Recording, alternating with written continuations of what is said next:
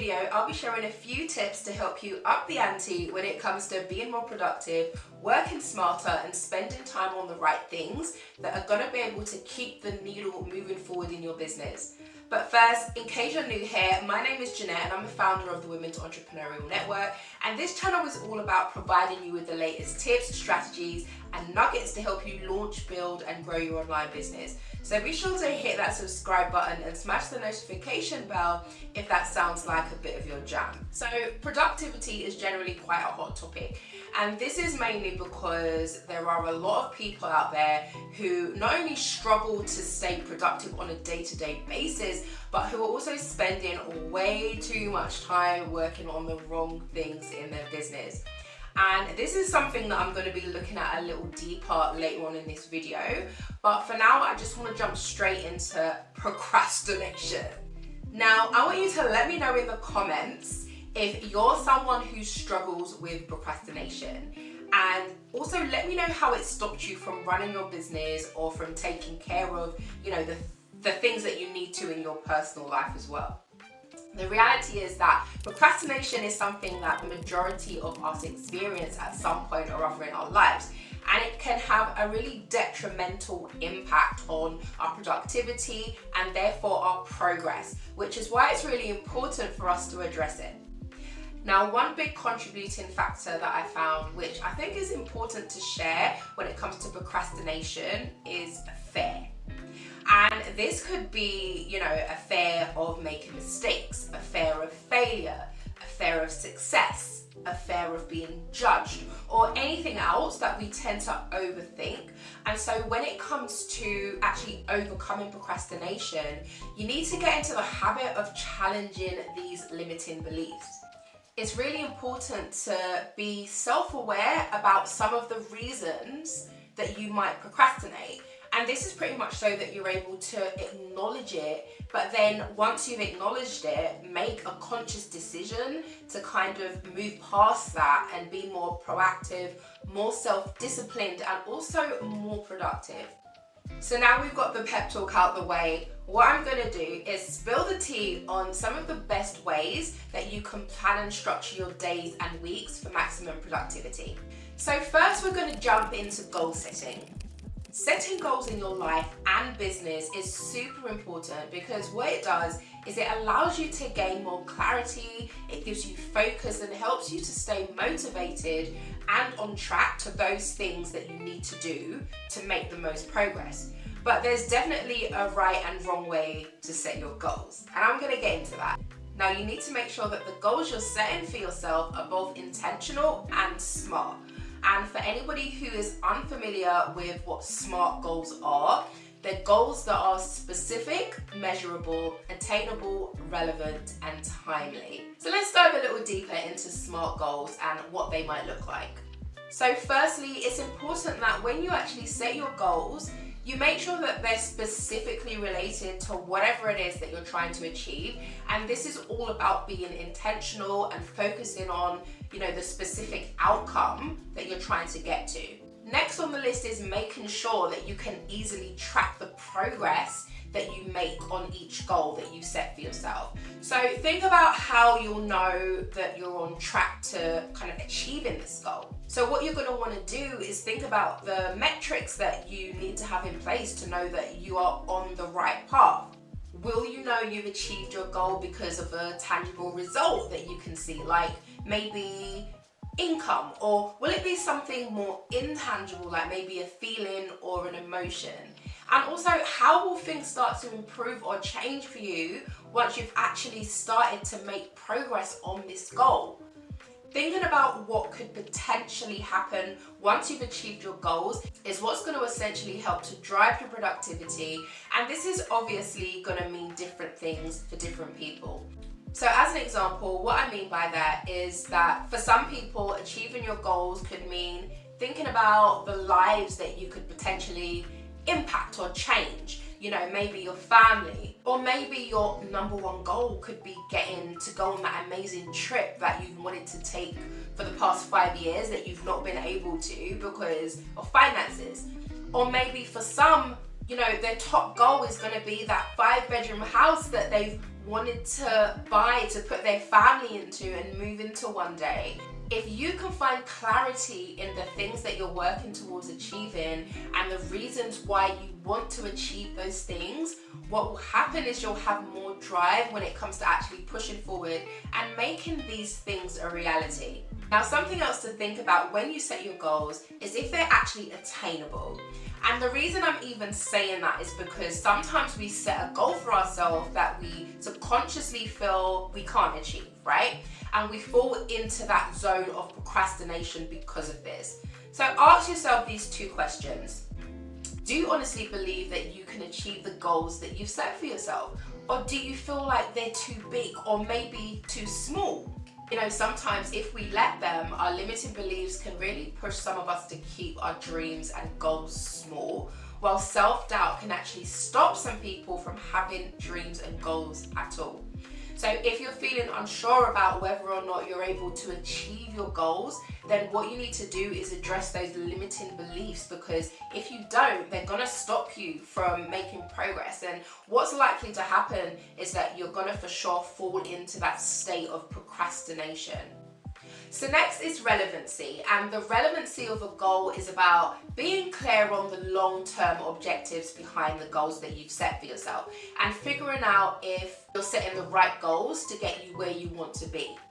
And then lastly, when setting goals, you need to make sure that you're putting a deadline on when you actually want to achieve your goals, so you're working directly towards something, which again can really help to keep you focused and moving forward. So it's really difficult to measure the progress that you're actually making if you don't have a deadline.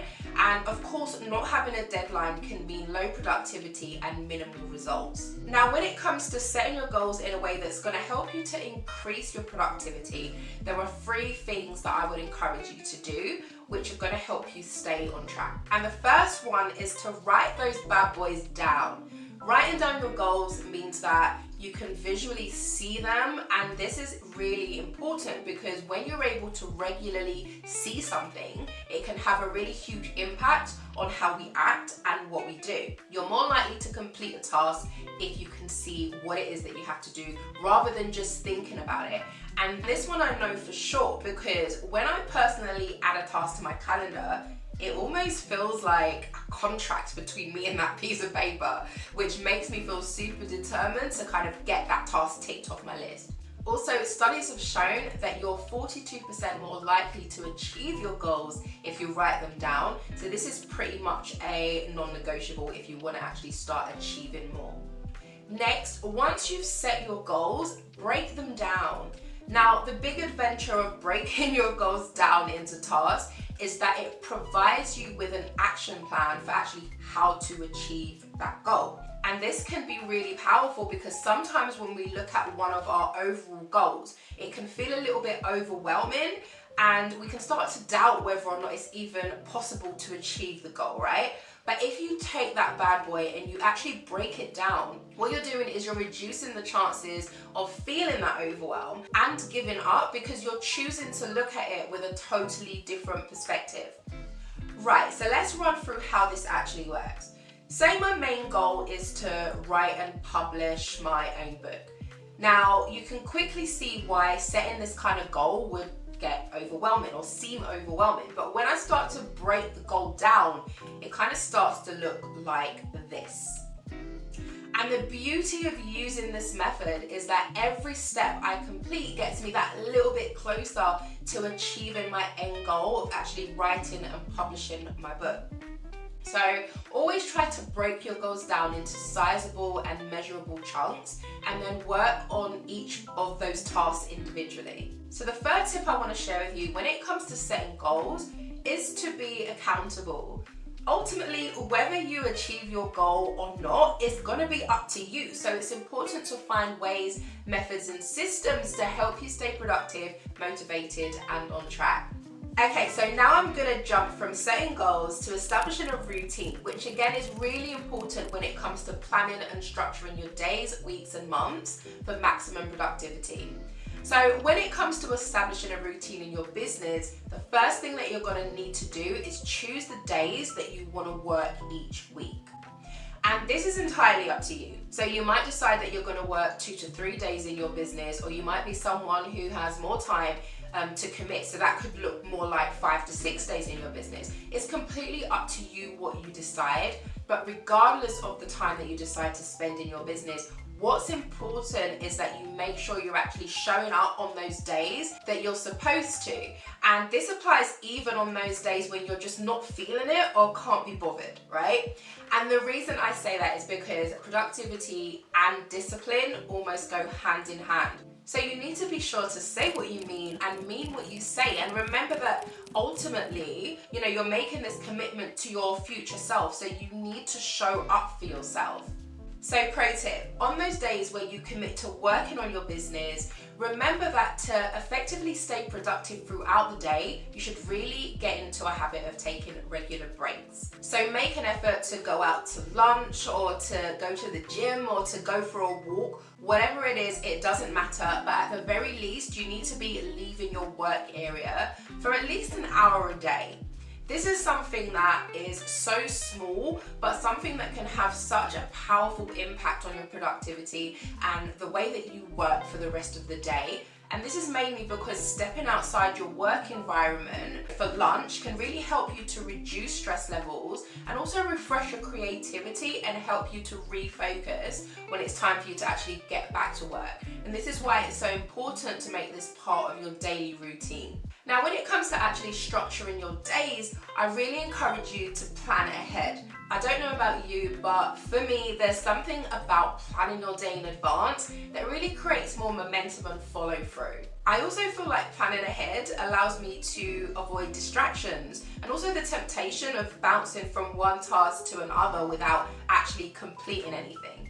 Now, the way I do this personally is on a Sunday evening, I literally sit down and plan out my week.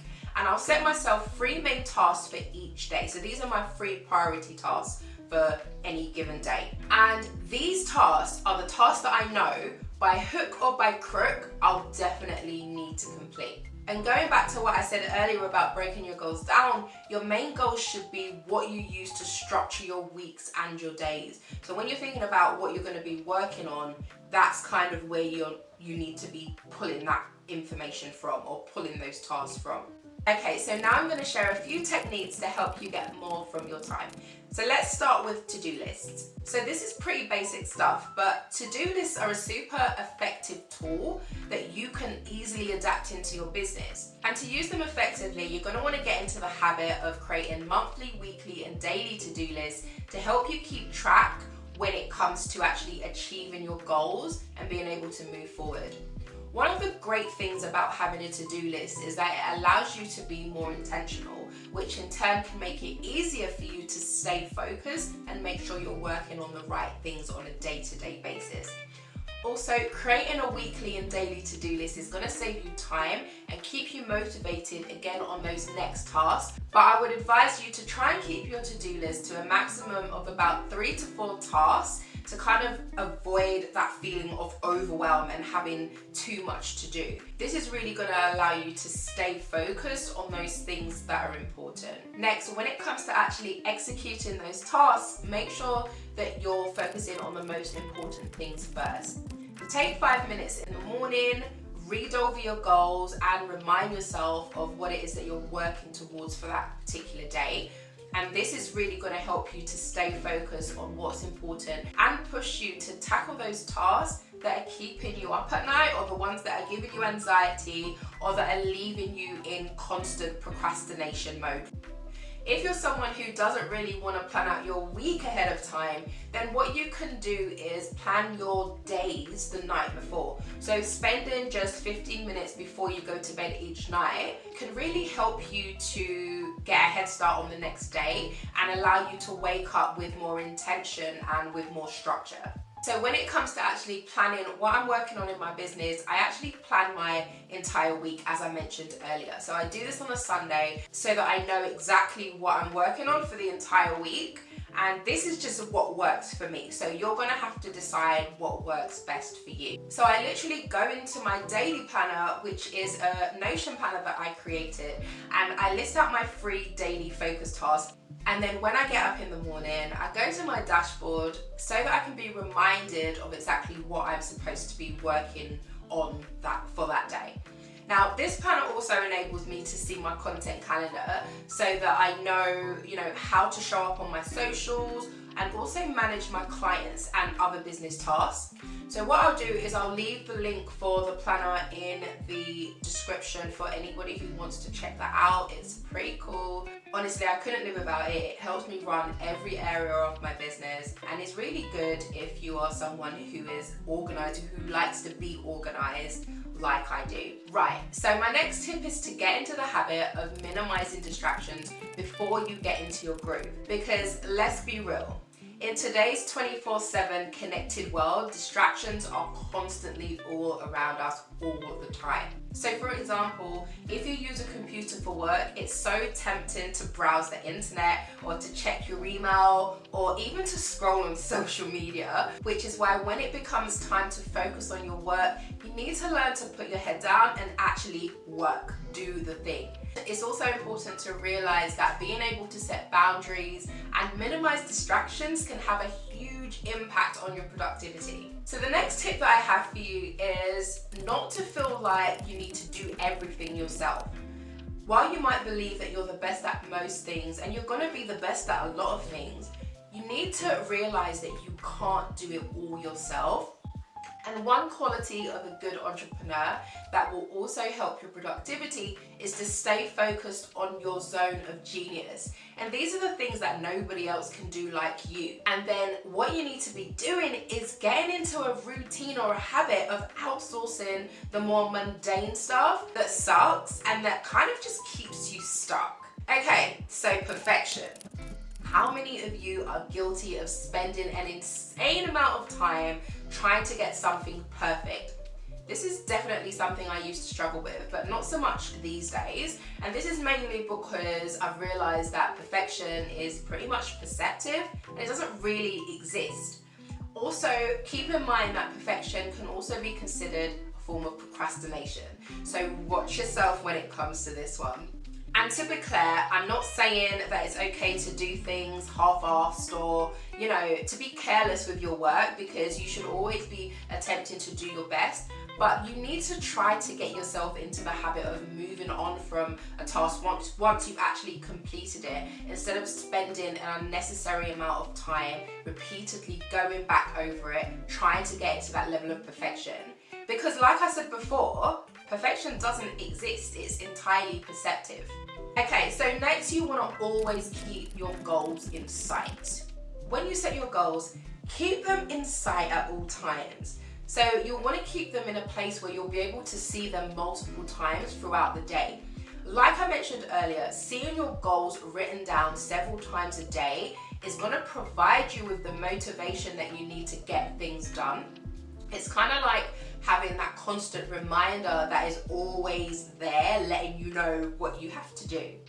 I literally have my goals written down on a paper planner and also in my Notion planner as well. And my top 3 goals are displayed, as I mentioned earlier, on my dashboard. And so literally they're the first thing that I see when I open up my dashboard, which makes a huge difference to my productivity. And this is pretty much the geek in me, I know. This is not gonna appeal to everybody, but I would really recommend just sticking your goals up, at least your daily goals, up somewhere in your house, in your office, or on your fridge or wherever, somewhere that you can see them and just be reminded constantly about what it is that you have to complete that day.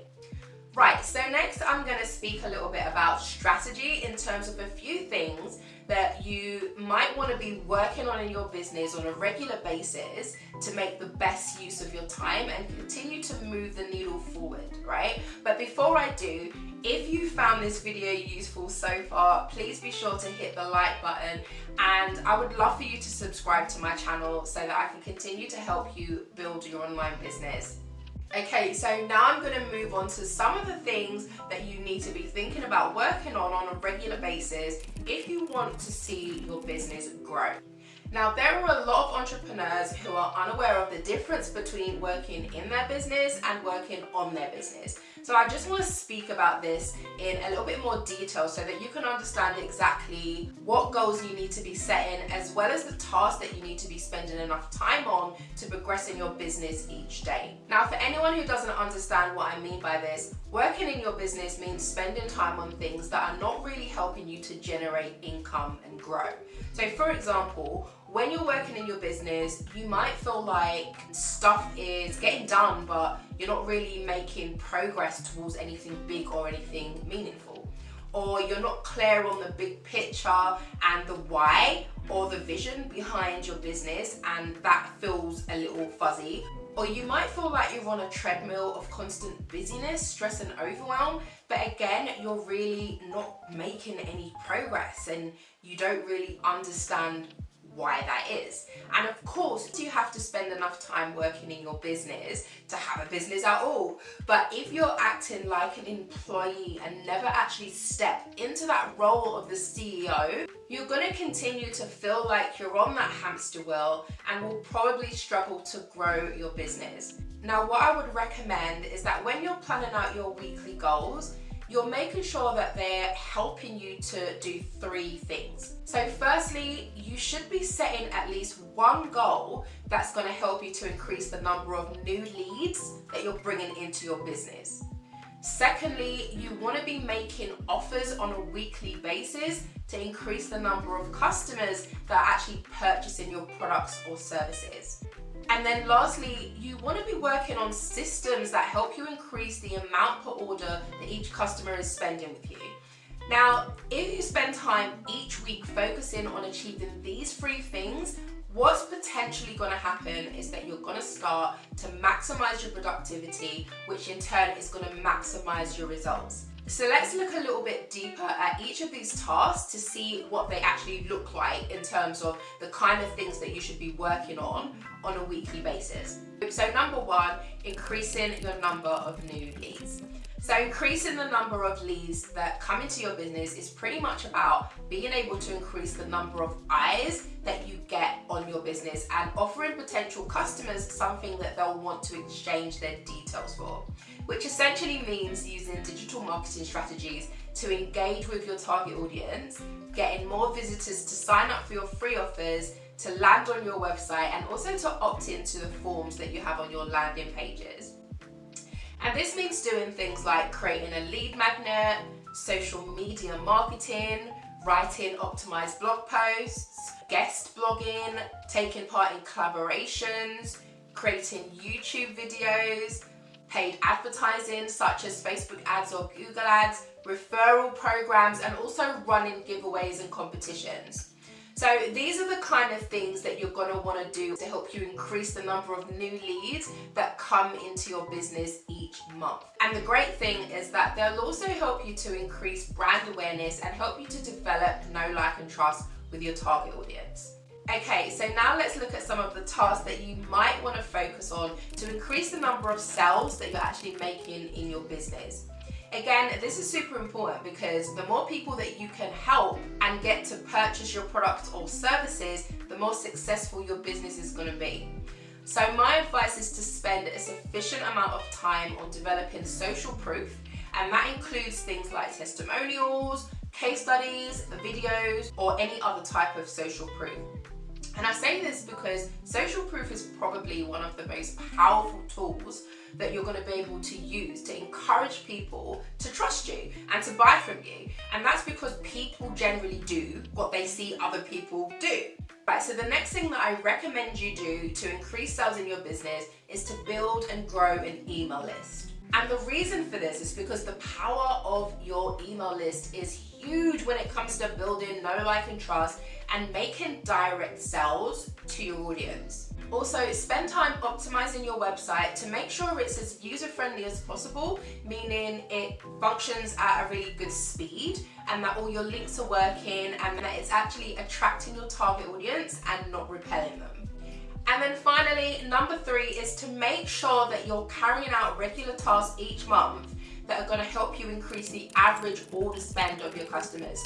So this essentially means getting them to spend more money while they're actually in that buy-in mindset.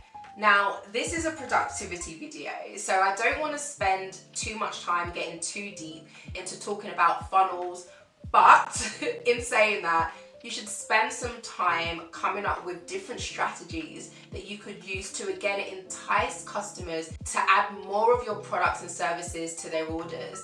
And this can be done by adding upsells, cross-sells, or one-time offers to your order forms. It could be done by creating bundles where you increase the value of your products or services by actually bundling your products or services together. Also, you could consider increasing your prices or working on higher priced offers. So there are loads more things that you can do in all 3 of those areas. But you should now have an idea of the goals and tasks that you could be setting and could be working on a daily, weekly, and monthly basis to move your business forward. Okay, so the last thing that I want to speak about is tracking your progress, which is one of the key parts to learning to be more productive. And this is pretty much because it's absolutely vital to make sure that you're monitoring the things you're working on to see if they're actually working or not, and to see whether or not they're the best use of your time. So as you work on your business, there are a number of important metrics that you're going to want to track, and these include your income, so profit and loss, your lifetime customer value, the effectiveness of your sales copy, meaning that, are people spending a sufficient amount of time on your website or on your landing pages? Are they taking action when they're there? Are they resonating with your messaging? Is your copy clear, or is it a little ambiguous? And also, do you have a clear value proposition? Do people actually know how your products or services can help them achieve some specific result or outcome? Is it clear? And these are just a few of the things that you should be tracking in your business. You also want to be thinking about how effective your lead magnets and landing pages are. So maybe you're finding that people are clicking on your landing page, but they're leaving without taking any action. And if so, you need to figure out why this is. Maybe you're finding that not much people are opting in for your lead magnet. And again, if this is the case, then you need to figure out why this might be happening. Monitoring these things is going to keep you informed on which of these areas are ineffective and that need more work, allowing you to optimize for better results. So being able to review your metrics against your goals regularly is really going to allow you to switch things up and realign things if you need to. And you should be reviewing the progress that you're making with your goals on a monthly, quarterly, and yearly basis. The thing is, without an easy, repetitive system in place to clearly see and track your progress, it doesn't really matter how much work you do. You won't feel any closer to reaching that finish line. So for anyone struggling in this area, I'm going to bring you back to my Notion planner, because this is really going to be able to help you to easily manage your business in lots of different areas like social media, other marketing channels, and it will help you manage your metrics and your financial goals too. Again, you can find the link in the description. So if you're still with me, you've been great and I really do appreciate you. I hope you've found this video useful and that you've been able to take away a few nuggets that are going to help you to increase your productivity and also grow your business. If you found this video useful, don't forget to hit subscribe to receive more videos like this that will help you to beat overwhelm and build a thriving online business. Thank you for watching, and remember that you are in control of your time and what you choose to do with it. So manage it well and you'll be on your way to achieving more success. Ciao.